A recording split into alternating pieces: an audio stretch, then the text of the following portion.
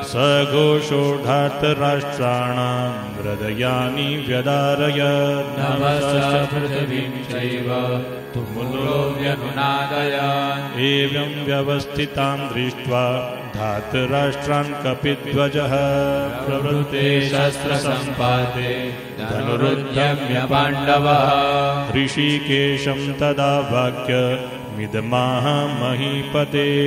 अर्जुन उवाच सेनयोरुभयोर्मध्ये रथं स्थाप्य मेच्युत। स घोषोढार्तराष्ट्राणां हृदयानि व्यदारयत्। नभश्च पृथिवीं चैव तुमुलो व्यनुनादयत्। एवं व्यवस्थितां दृष्ट्वा धार्तराष्ट्रान् कपिध्वजः प्रवृत्ते शस्त्रसम्पाते धनुरुद्यम्य पाण्डवः।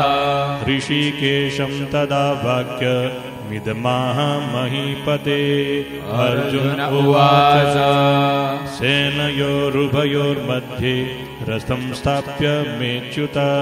स घोषोढार्तराष्ट्राणां हृदयानि व्यदारयत्। नभश्च पृथिवीं चैव तुमुलो व्यनुनादयत्। एवं व्यवस्थितां दृष्ट्वा धार्तराष्ट्रान् कपिध्वजः प्रवृत्ते शस्त्रसम्पाते धनुरुद्यम्य पाण्डवः। ऋषिकेशं तदा वाक्य मिदमाह महीपते। अर्जुन उवाच सेनयोरुभयोर्मध्ये रथं स्थाप्य मेच्युत।